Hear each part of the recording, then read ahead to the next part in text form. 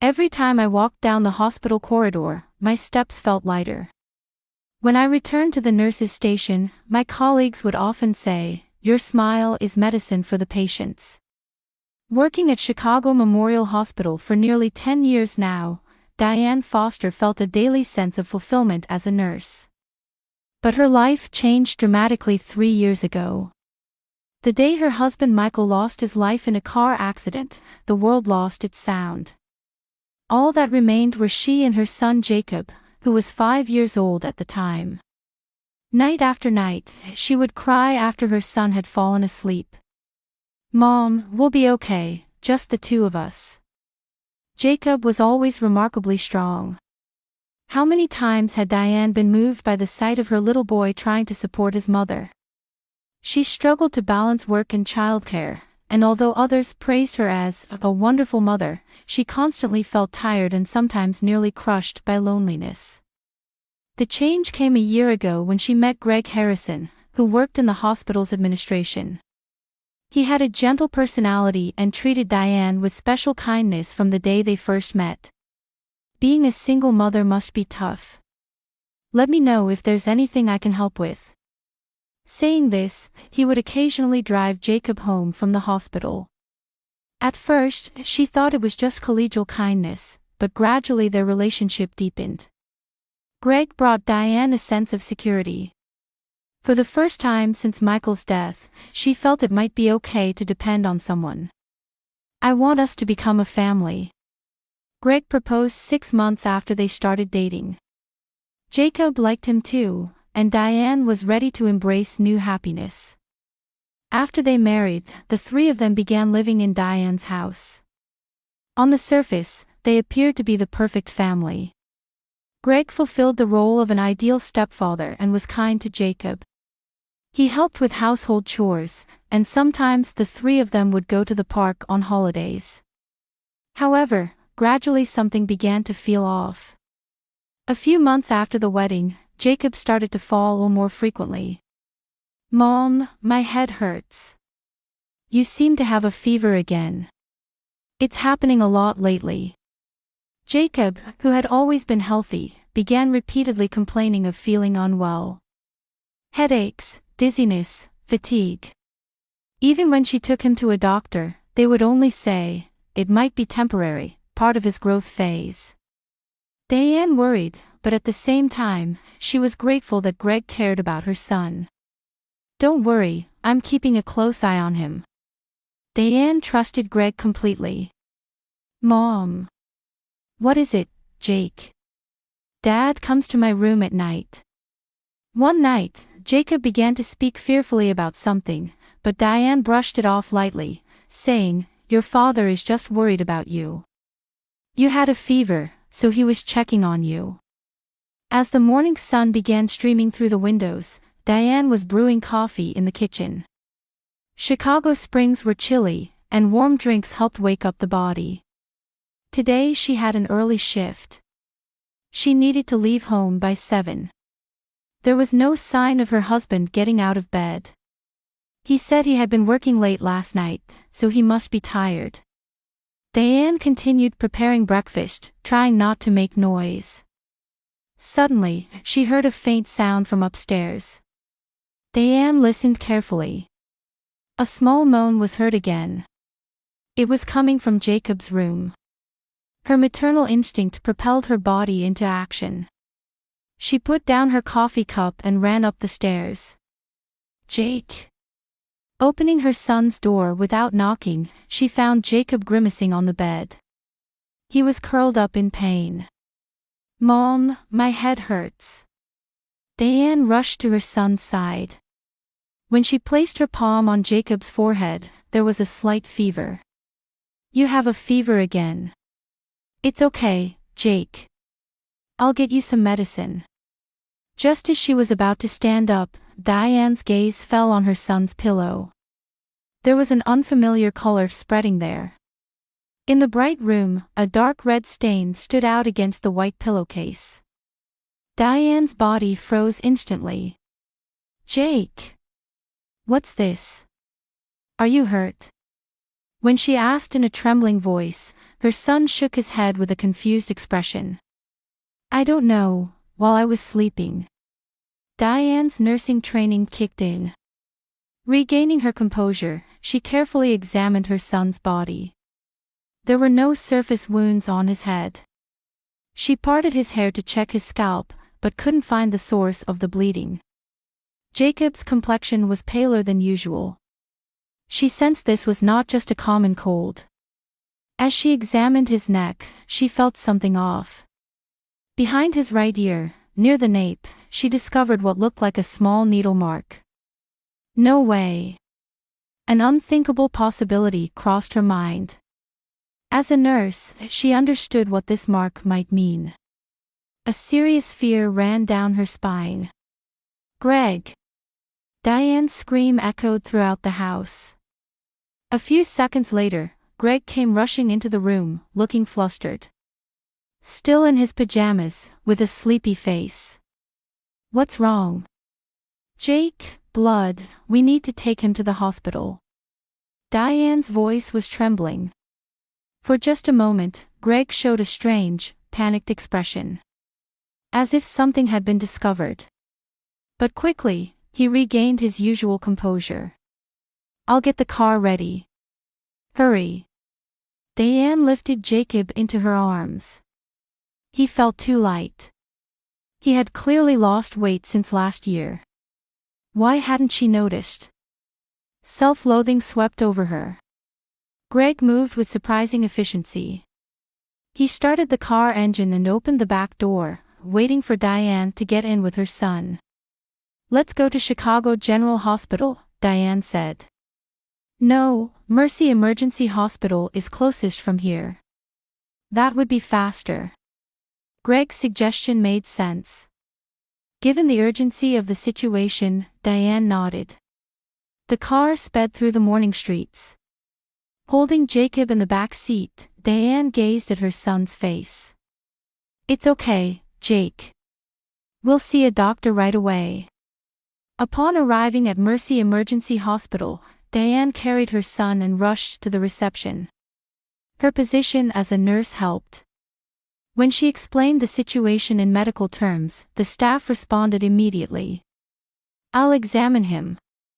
The voice belonged to Dr. Pedro Ramirez, a doctor with whom Diane sometimes worked, a pediatric specialist.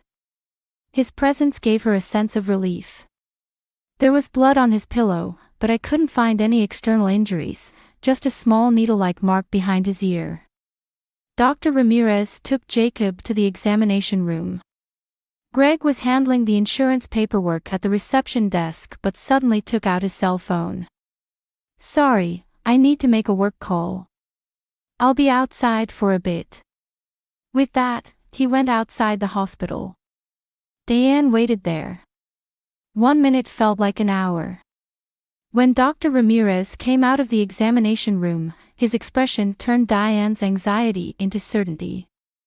What floated in the doctor's eyes was not just medical concern, but something else, something more serious. I need to speak with you. With a grave expression, the doctor called Diane to a corner of the examination room. Detailed tests will follow, but I found multiple needle marks on your child's body. Also, a preliminary test has detected sleep medication components in his blood. Diane's head spun. She had to lean against the wall to stay standing. What does this mean? Diane, as a healthcare professional, I think you understand, the doctor lowered his voice. Your child is showing symptoms of chronic bleeding and mild drug poisoning. This doesn't happen naturally. Someone may be intentionally harming your child. We need to call the police. Immediately. Diane was speechless, her mind going blank. For a moment, it felt as if the world had stopped. Her son was being intentionally hurt. By whom? Why? That can't be. She said with a trembling voice, but seeing the doctor's stern expression, she had to accept the reality. Call 911.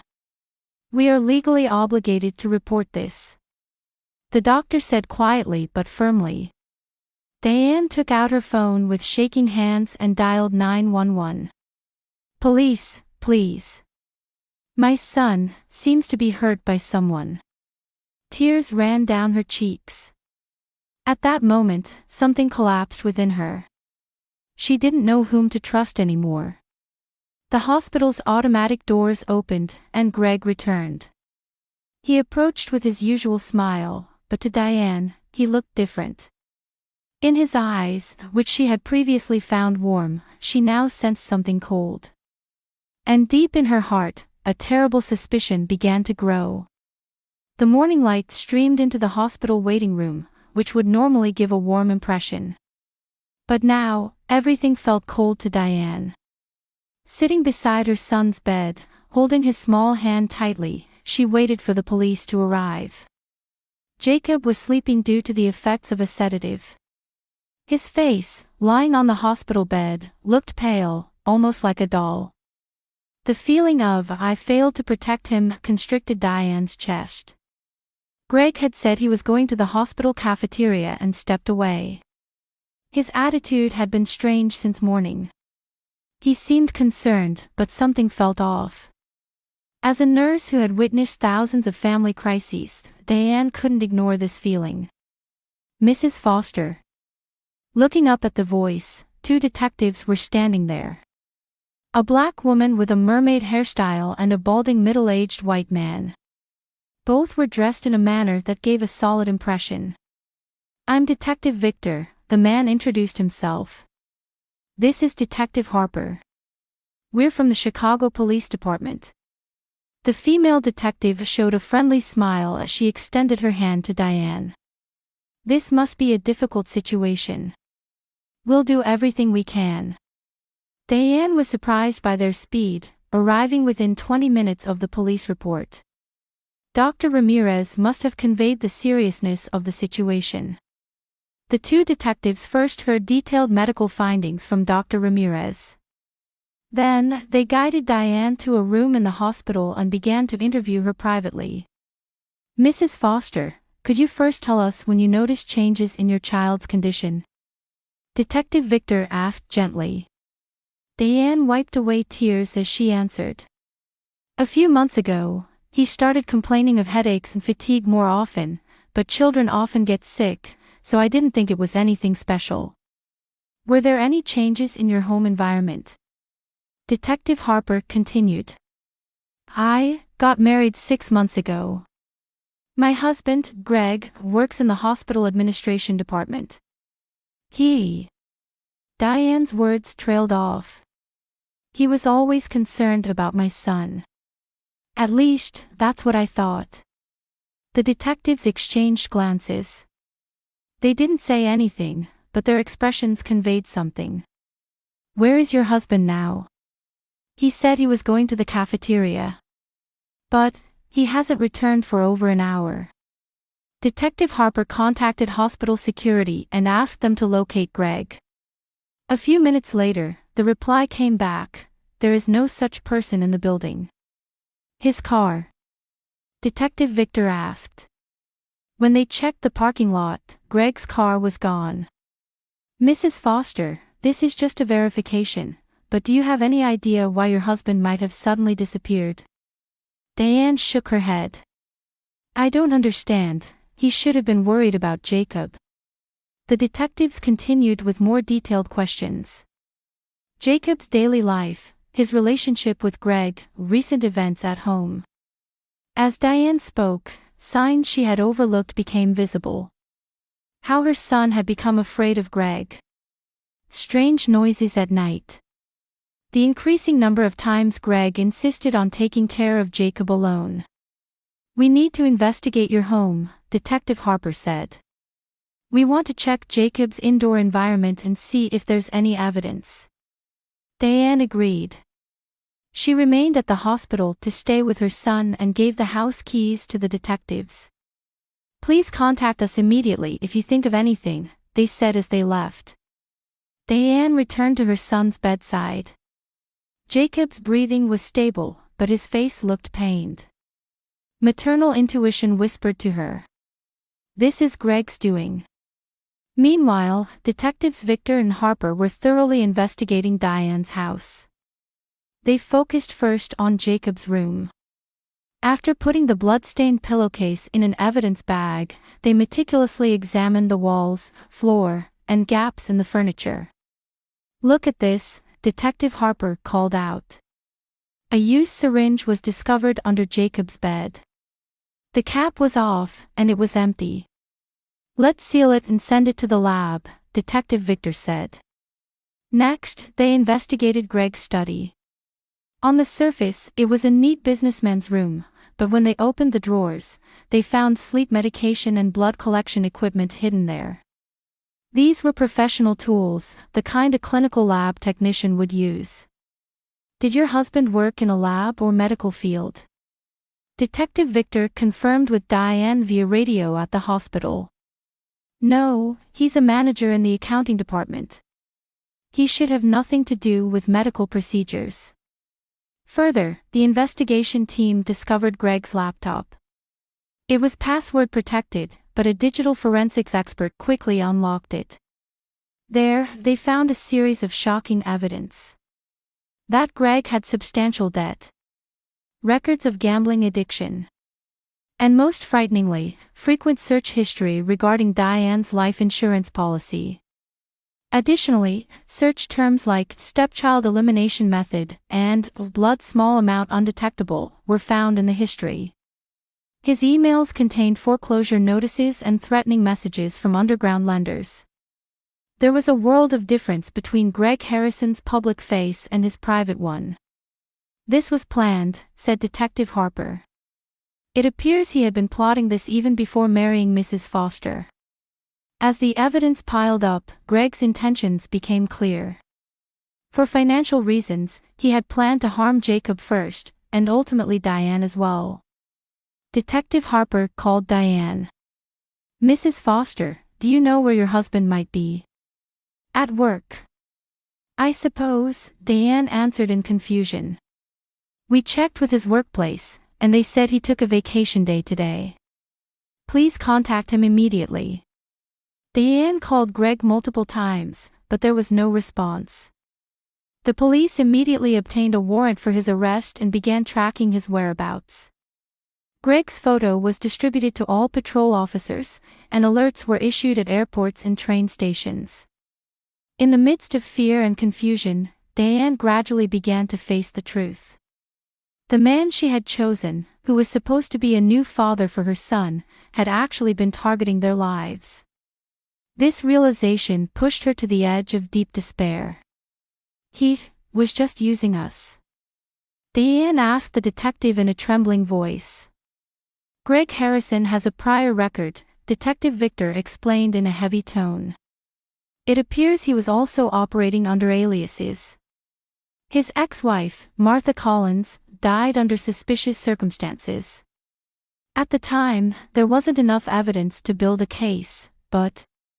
Diane shuddered at those words. It wasn't just her.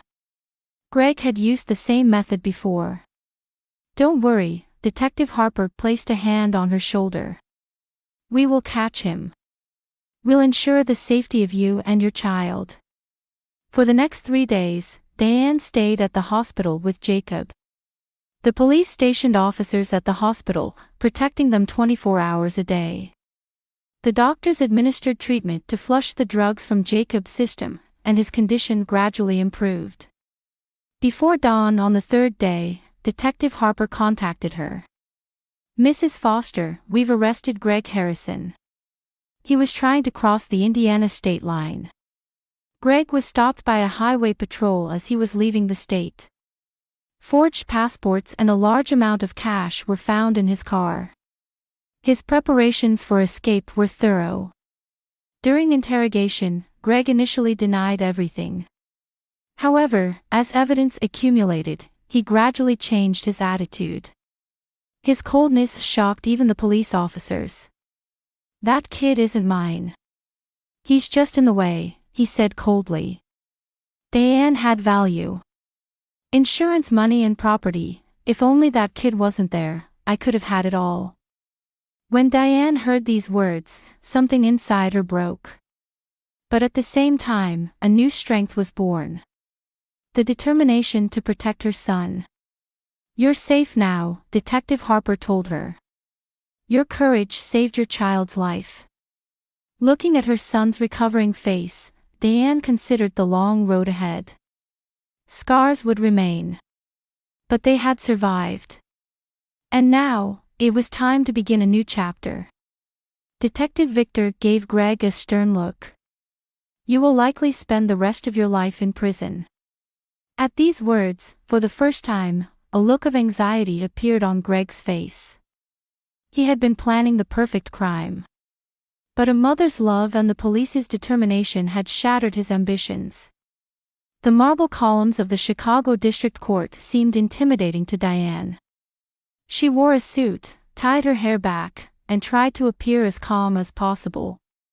But inside, she was churning like waves. It was the third day of Greg Harrison's trial. The prosecution called Diane to the witness stand. She slowly stood up and walked through the courtroom's silence. After taking the oath and standing on the witness stand, her eyes met Greg's. He was dressed in a suit, his appearance unchanged from before. But now, Diane could see the coldness lurking in his eyes. She realized that what she had once thought was love was actually calculation and desire. "Mrs. Foster, thank you for cooperating with the court," the female prosecutor addressed her kindly. "Could you tell us about your relationship with the defendant, Greg Harrison?" Diane took a deep breath. "I met him at the hospital. I'm a nurse, and he was in the administration department. It was 3 years after I lost my husband. Her voice caught. "He seemed kind. He was nice to my son. After 6 months of dating, I accepted his proposal." "How was your married life?" "It was good at first. Greg appeared to be an exemplary husband and stepfather. But my son Jacob began to fall ill after he moved into our home." With a trembling voice, Diane talked about the changes in Jacob's health, the morning's events, and the terrible discovery at the hospital. The courtroom was silent. Several jurors were visibly emotional. "As a medical professional, didn't you have any suspicions?" the prosecutor asked carefully. Diane fought back tears. "I have no excuse for myself. Love clouded my judgment, I suppose. I trusted Greg too much. For my son's sake, I should have realized sooner." The prosecution then called medical experts as witnesses. Dr. Jeanette Reese, a forensic scientist, detailed the drugs detected in Jacob's body and their administration pattern. Sleep medication was detected in the victim's body in small amounts. Additionally, the needle marks found all over his body indicate that he was being bled in small quantities over an extended period, she testified. This resembles Munchausen syndrome by proxy, but in this case, the financial motive is clear. Dr. Reese continued, "Despite the defendant having no professional medical knowledge, it appears he learned how to slowly harm the victim from the internet and other sources. There's clear evidence that he attempted to disguise chronic health problems by combining bleeding and drug administration." Detective Victor, who led the investigation team, also took the stand. He spoke in detail about the evidence discovered in Greg's study. Particularly, the research on Diane's life insurance policy and search history like methods to eliminate stepchildren greatly shocked the jury. A detailed plan was also found on the defendant's computer, Detective Victor said. It meticulously described how to eliminate wife and son to make it look like an accident. According to the plan, Jacob would first die of an unexplained illness, and then Mrs. Foster, grieving, would be driven to suicide. A heavy silence fell over the courtroom. The prosecution presented even more astonishing evidence. The results of a reinvestigation into the death of Greg's ex-wife, Martha Collins. Martha was said to have died in a bathtub accident, but new forensic analysis revealed suspicious aspects about her death. Furthermore, it came to light that Martha's previous husband's child had also died of an unexplained illness. The prosecution contends that the defendant, Greg Harrison, used multiple identities and repeated similar patterns. The prosecutor addressed the jury, starting with his ex-wife's child, then his ex-wife, and now targeting the Foster family. All for financial gain. Diane sat at the back of the courtroom, trembling as she listened to the testimony. She thought not only of herself but also of this man's previous victims. Why couldn't he have been stopped? How many people had suffered? As the trial progressed, the defense tried to discuss Greg's mental state. His lawyer argued that the defendant may have a mental illness and may not have had full responsibility for his actions. However, Greg himself had no intention of going along with that line. He refused to undergo a psychiatric evaluation and continued to claim, "I am sane." He seemed proud of his intelligence. The turning point in the trial came when Greg himself took the stand. His lawyer advised against it, but Greg stood up of his own will. At first, he played the role of a calm and sensible man, but as the prosecutor's sharp questioning continued, he began to show irritation. "Why did you harm Jacob?" the prosecutor asked directly. At that moment, Greg's mask fell off. "You people wouldn't understand. Life is for winners. The weak are just stepping stones," he suddenly declared arrogantly. The courtroom buzzed. Diane covered her mouth with a trembling hand. "I was just trying to get the life I deserve. That kid was in the way." "Diane, eventually." The judge's gavel sounded, interrupting Greg's statement. But it was already enough. His true nature had been revealed before the jury. The verdict didn't take long. The jury returned a unanimous guilty verdict after 30 minutes of deliberation. Greg was sentenced to life imprisonment for multiple crimes including attempted first-degree murder, child abuse, and the murder of his ex-wife and her child. There was no possibility of parole. After the sentence was pronounced, before the guards took Greg away, Diane finally confronted him. "Why?" "We loved you," she asked. Greg gave a cold smile. "Love? That's just a comfort for the weak. I had big plans. I just got the timing wrong." Though pained by his words, Diane looked him straight in the eye. "You don't understand anything. You'll never know what true strength is." Greg didn't answer and was led away by the guards. His life would end in prison. As she left the courthouse, Diane felt freed from a mental burden for the first time in months. Jacob ran toward the car where she was waiting. Her son was gradually recovering and regaining his smile. "Mom, let's go home," he said. "Yes, let's go home," Diane answered. "We're going to make a new beginning," she said, holding Jacob's hand tightly. "Mom, look." Jacob's voice echoed on the coastline of a small town in Maine. He had picked up a seashell at the water's edge and was proudly holding it up. A year had passed since the trial. Diane sat in a beach chair, watching her son. Jacob, now 10 years old, had fully regained his vitality. He had grown taller than before, and healthy redness had returned to his cheeks. "That's lovely. Let's add it to your collection." As if escaping from their nightmarish days in Chicago, they had moved to this quiet town on the East Coast. Diane had started working at a local clinic, and Jacob had made friends at his new school, gradually overcoming the trauma of the past. Their new home was small but had windows overlooking the sea, where the morning sun beautifully shone through. Photos of the two of them smiling adorned the walls. There wasn't a single photo of Greg. "Mrs. Foster, sorry to keep you waiting." Turning to the voice, their therapist, Carol Jenkins, was walking along the beach. She conducted therapy sessions with Diane and Jacob once a week. "Jacob's progress is remarkable," Carol smiled. "He's a very resilient child." "Yes, but sometimes he still wakes up from nightmares in the middle of the night," Diane quietly answered. "How are you yourself?" Diane gazed at the sea. Getting better day by day. I recently started volunteering with a local victim support group. If my experience can help someone. Her cell phone rang. It was from Detective Harper. Even after the trial, the detective occasionally kept in touch. Diane, I have something to tell you, the detective said. There's an update regarding Greg. 2 more victims have been identified in connection with his past crimes.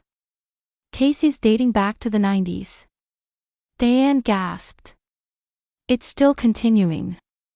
Yes. But there's good news. A paper documenting his crime pattern has been published and is being used for law enforcement training. Your courage is helping to save future victims. After hanging up, Diane watched Jacob playing in the waves. A year ago, she had blamed herself and felt she had failed as a mother. But now it was different.